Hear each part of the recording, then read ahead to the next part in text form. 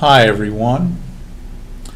In the last lecture series we talked about the different forms of notation that we have from antiquity, the notation of the Egyptians, the Babylonians, and the Greeks. And today we're going to look at how the Egyptians did things like multiplication and addition. We'll take a look at multiplication now.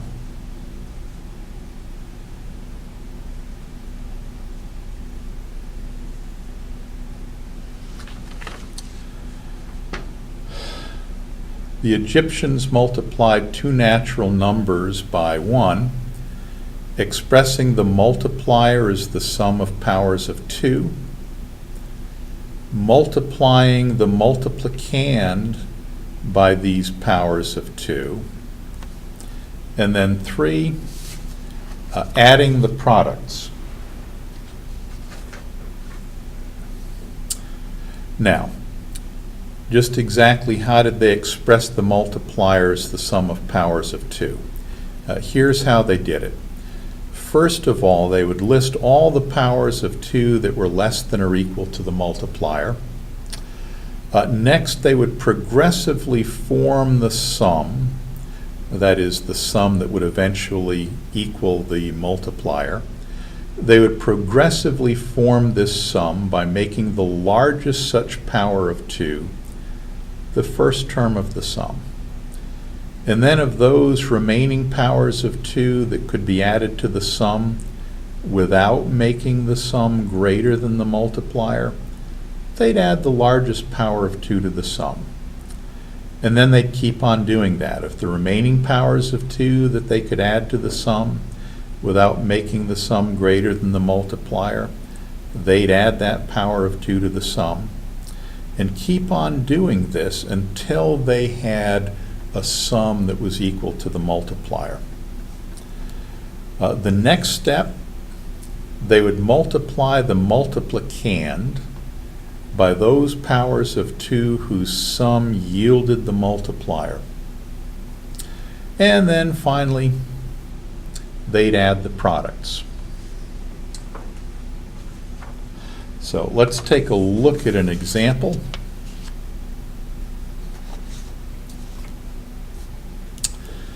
And the first step, we express the multiplier, that's 27, as the sum of powers of 2. Now how do we do that? First, we list all of the powers of 2 that are less than or equal to the multiplier, and that includes 2 to the 0. So here's 2 to the 0, 2 to the first, 2 to the second, 2 cubed, 2 to the fourth, 2 to the fifth, oops, no, 2 to the fifth is 32. That's greater than the multiplier. So we stop right here with 2 to the fourth. Next thing we do, we form a sum that will eventually be equal to the multiplier by taking the largest of these powers of 2 and adding it to the sum. I'm going to put an asterisk next to this 16 to show that I've added it to the sum. So right now my sum is equal to 16. Now, of the remaining powers of 2 that I can add to the sum without making the sum greater than the multiplier, I'm going to add the largest power of 2.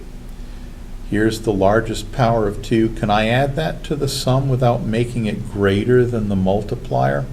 Sure. I add 8 to the sum and I get 24. That's smaller than the multiplier. So I'll put a star here that says my sum now includes the term 8. Now I continue in this fashion. Of those powers of 2 that remain, 4, 2, and 1, can I add the largest power of 2 to the sum without making the sum larger than the multiplier? If I add 4 to the sum, I'll have 16 plus 8 is 24, plus 4 is 28. Oops. That's larger than the multiplier. So I do not add 4 to the sum. Well, what about 2? If I add 2 to the sum, I get 16 plus 8 is 24, plus 2 is 26. Yep, that's not larger than the sum. So I will add this to the sum. And of the term that remains, can I add this term to the sum without the sum becoming greater than the multiplier? Certainly.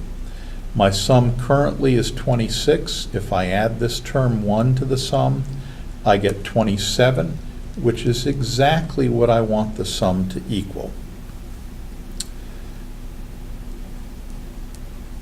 So all of the terms that have an asterisk next to them, I will add to the sum. I get 16 plus 8 plus 2 plus 1 is 27. And so I have expressed the multiplier as the sum of powers of 2.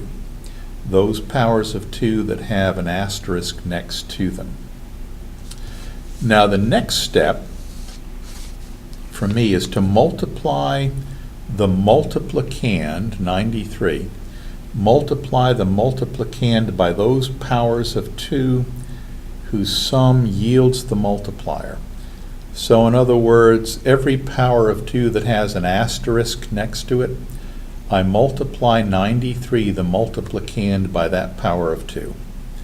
1 times 93 is 93. 2 times 93 is just double 93, or 186. 4 times 93, well, I'll write it down. It's double 186, so that's 372. But I'll draw a line through this to remind myself I do not include this as part of the sum. 8 times my multiplicand, 93, that's just double 372, so that's 744. And then 16 times my multiplicand, 93, that's just double its predecessor, which is 1488, I hope. And the final step is that I just add all of these products. 93, 186, 744, 1488. And what I get is 2511. So 27 times 93 is 2511. Now, notice what it is that we've really done here. Here's what we've really done. We've taken 27 times 93, and essentially by taking the multiples of 2 whose sum equals 27, what we've done is we've formed the base 2 expansion of 27.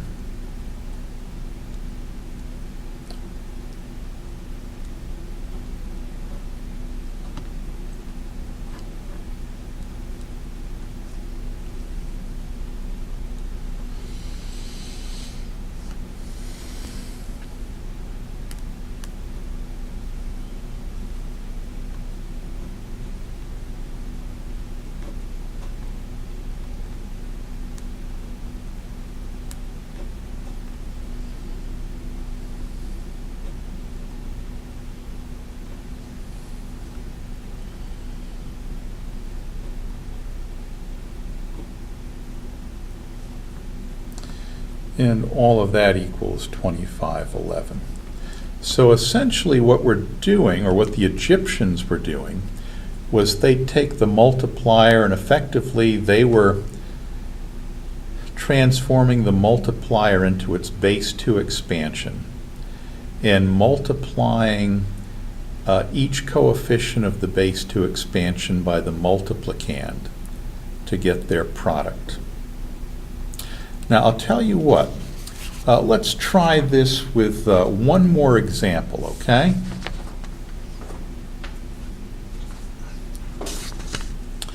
Same two numbers, But here we're just going to reverse the sum, reverse the order of the factors.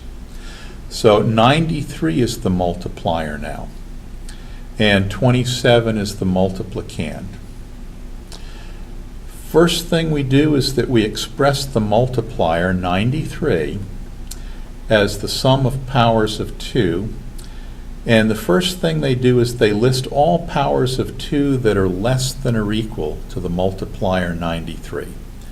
So we have 2 to the 0, 2 to the first, 2 to the second, 2 cubed, 2 to the fourth, 2 to the fifth, 2 to the sixth, and then 2 to the seventh is 128. Oops, that's bigger than the multiplier. So we stop right here. The next thing that they do is they form a sum that will eventually be equal to the multiplier 93. And the first step in forming this sum is that they take the largest power of 2, less than or equal to the multiplier, and they add that to the sum. So right now our sum is currently equal to 64. Of those powers of 2 that remain, they take the largest that can be added to the sum without exceeding the value of the multiplier. Let's see, can we do that with 32? 32 plus 64 is 96. Oops, that's bigger than our multiplier. Add 32.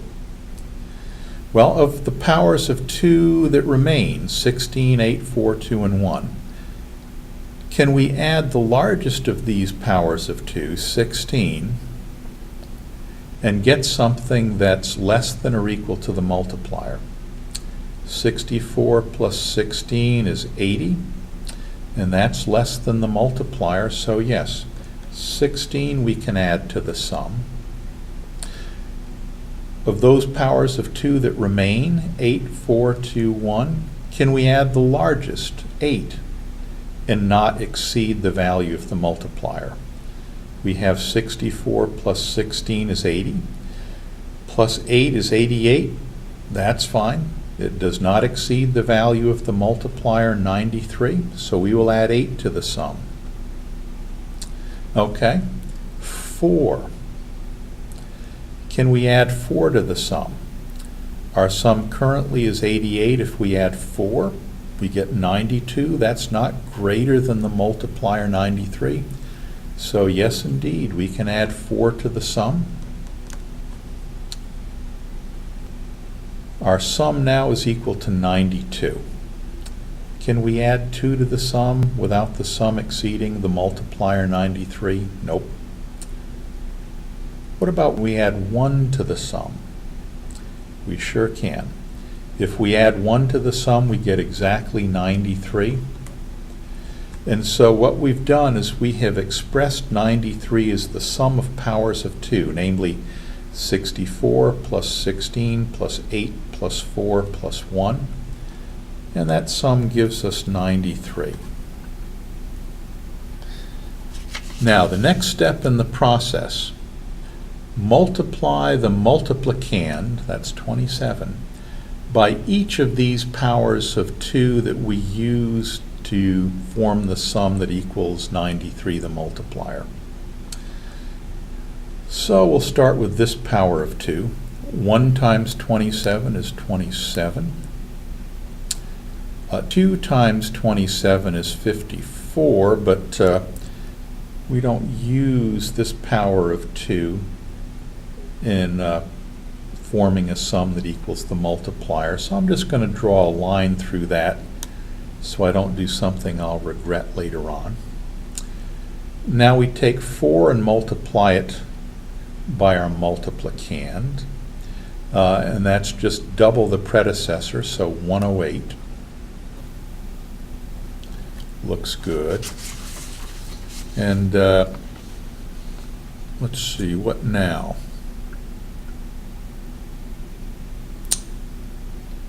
Eight times the multiplicand, that's just twice the predecessor, 2, 6.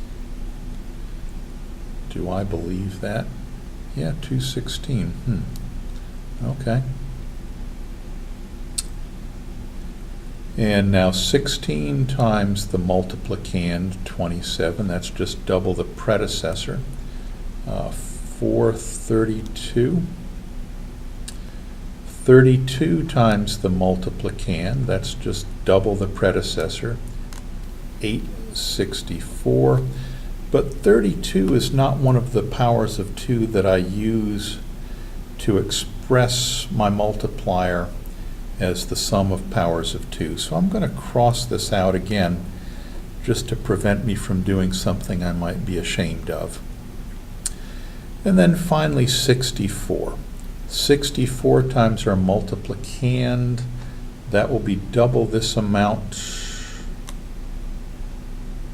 So let's see, I'm guessing 1728. I hope I'm right. And our last step, add all of these products together, and we get the sum 2511, which is actually the product of 93 times 27.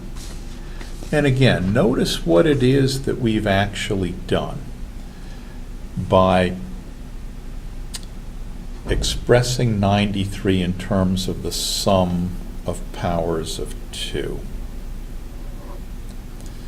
That we've taken 93 times 27, and we've represented 93 as the sum of powers of 2, namely 64 plus 16 plus 8 plus 4 plus 1. And what this is the base 2 expansion, or the base 2 representation, essentially, of 93. So this thing right here, this equals 93. And then we just distribute the 27.